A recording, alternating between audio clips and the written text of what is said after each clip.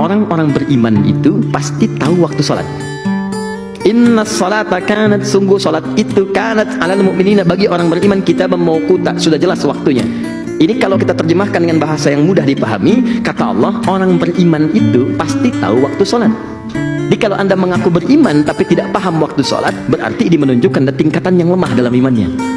Maka dibagilah oleh para ulama itu dengan panggilan azan. Bagaimana cara membaginya? Dibagi kepada 3 level.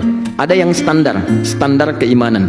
Standar itu saat dipanggil, dia baru datang. Dia dipanggil misal subuh sekarang 4.38 misal. Terus azan, Allahu Akbar, Allahu Akbar, azan. Begitu azan, dia datang. Itu menunjukkan imannya standar. Nah ini. Ayo. Oke, Allahu Akbar, Allahu Akbar, cepat, siap-siap, sudah azan. Standar.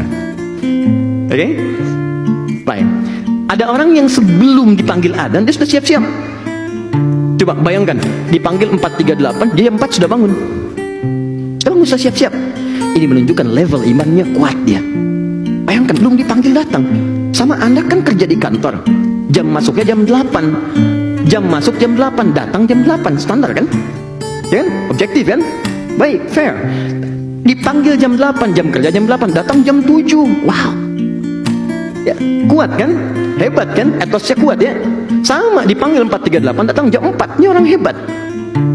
Tapi kalau persoalannya dipanggil 4.38, datang jam 8.34. Dia baru bangun dan gak ingat sholat. Ya, dia cuma tahu skornya 3-1 misalnya kan. Begitu bangun 3-1, Muhammad Salah ngegolin kan. Nah, tapi maaf, untuk urusan sholat dia tidak paham. Ini menunjukkan imannya lemah. Nah, ini tiga-tiganya itu dirangkum oleh Al-Quran di Quran surah kedua ayat 152, paling kanan sebelah bawah di mushaf. Kata Allah, fadhkuruni adzkurukum. Ingat saya, maka aku pun akan mengingatmu. Bagaimana cara mengingat Allah? Di antaranya lewat ibadah, sholat. Karena zikir itu di antara maknanya sholat. Quran surah ke-20 ayat ke-14. Wa aqimis sholata li dzikri. Tunaikan sholat sebagai zikir. Kata Allah, ingat saya, zikir kepada saya. Amalannya sholat, dipanggil azan. Maka orang yang ingat Allah ketika dipanggil, misal Allah panggil Allahu Akbar, ingat dia. Maka Allah pun akan ingat kepada dia saat hamba itu memanggilnya. Feedbacknya begitu. Jadi kalau Anda misalnya berdoa nih, ya Allah, mohon, Anda biasanya dipanggil oleh Allah, baru respon, maka Allah pun merespon Anda saat Anda memanggilnya. Kalau Anda nggak doa, Allah nggak perhatikan Anda. Tapi kalau Anda bisa datang misalnya, datang sebelum dipanggil, panggil 4.38, datang jam 3.48, datang jam 4, datang jam 2, maka Allah pun akan memanggil, memperhatikan Anda jauh sebelum Anda memanggilnya. Ada orang-orang yang hidupnya seakan tidak punya masalah.